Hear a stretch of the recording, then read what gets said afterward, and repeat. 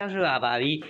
အောင်ပဲပင်ကမိုက်ကလေးရောက်ဆိုတာပါပြီဒီမှာတော့ကျွန်တော် giveaway ပေးတော့ပါမယ်ကျွန်တော်ရဲ့ fan တရားကိုကျွန်တော် giveaway ပေးတော့ပါမယ်ဒီ target မကြီးတရားကိုကျွန်တော် giveaway ပေးတော့ပါမယ်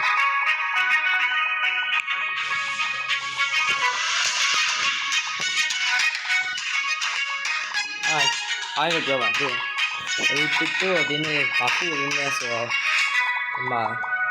သူ့စလာဘာဖူတခုရဲ့တော့ဖူနှစ်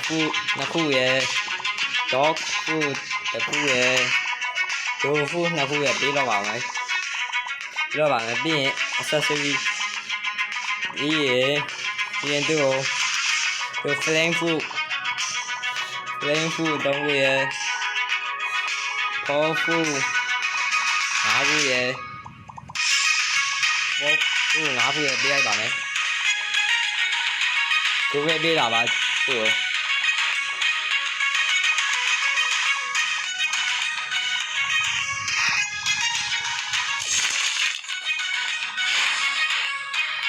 ကျွန်တော်ကမြင်းရှိမှာ level မဝိုင်းရတယ်အခုမှ level 30ပဲရှိရတယ်ဒါပေမဲ့တက်စင်အများကြီးပါကျွန်တော်မှာဒီမောနေ့တိုင်းယူနေတာဆိုတော့10တွင်းနေ့တိုင်း